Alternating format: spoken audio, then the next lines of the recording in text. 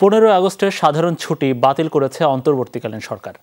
মঙ্গলবার সন্ধ্যায় রাষ্ট্রীয় অতিথি ভবন যমুনায় প্রধান উপদেষ্টা ডক্টর মোহাম্মদ ইউনূসের সভাপতিত্বে অন্যান্য উপদেষ্টাদের সাথে অনুষ্ঠিত সভায় এই সিদ্ধান্ত নেওয়া হয়।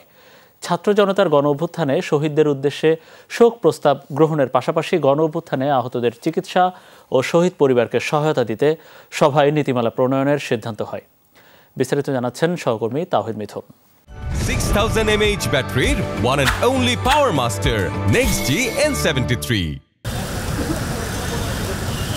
বিকেল 4টার পর অন্তর্বর্তীকালীন সরকারের প্রধান উপদেষ্টা ডক্টর মোহাম্মদ ইউনূসের সভাপতিত্বে উপদেষ্টা পরিষদের সভা শুরু হয়। প্রধান উপদেষ্টার কার্যালয় রাষ্ট্রীয় অতিথি ভবন যমুনায় অনুষ্ঠিত এই বৈঠকে বিভিন্ন মন্ত্রণালয়ের উপদেষ্টা উপস্থিত ছিলেন। প্রায় 3 ঘণ্টারও বেশি সময় ধরে চলে উপদেষ্টা পরিষদের সভা। বৈঠকে ছাত্র জনতার গণ অভ্যুত্থানে আত্মোৎসর্গকারী শহীদদের উদ্দেশ্যে অন্তর্বর্তীকালীন সরকারের উপদেষ্টা পরিষদ শোক প্রস্তাব গ্রহণ করে।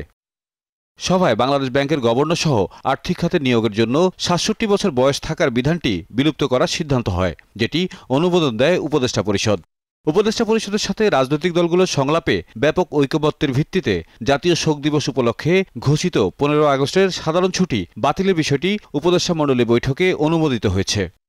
বৈঠকে স্বাস্থ্যসেবা বিভাগের উদ্যোগে বৈষম্য বিরোধী ছাত্র আন্দোলনের প্রতিনিধি, অর্থ বিভাগ, সমাজ কল্যাণ মন্ত্রণালয়, মাধ্যমিক ও উচ্চ মাধ্যমিক বিভাগ, কারিগরি ও মাদ্রাসা শিক্ষা বিভাগ, প্রাথমিক ও গণশিক্ষা মন্ত্রণালয় সহ সংশ্লিষ্ট অন্যান্য মন্ত্রণালয় ও বিভাগের প্রতিনিধিদের সমন্বয়ে একটি কমিটি গঠনের সিদ্ধান্ত নেওয়া হয়। ছাত্র জনতার সাম্প্রতিক গণ অভ্যুত্থানে আহতদের চিকিৎসা এবং শহীদ পরিবারকে সহায়তা প্রদানের উদ্দেশ্যে একটি নীতিমালা প্রণয়ন করা হবে। একই সাথে সাম্প্রতিক গণ অভ্যুত্থানে শহীদ এবং আহত ব্যক্তিদের পরিচিতি সহ পূর্ণাঙ্গ তালিকা প্রস্তুতের সিদ্ধান্ত নেওয়া হয়।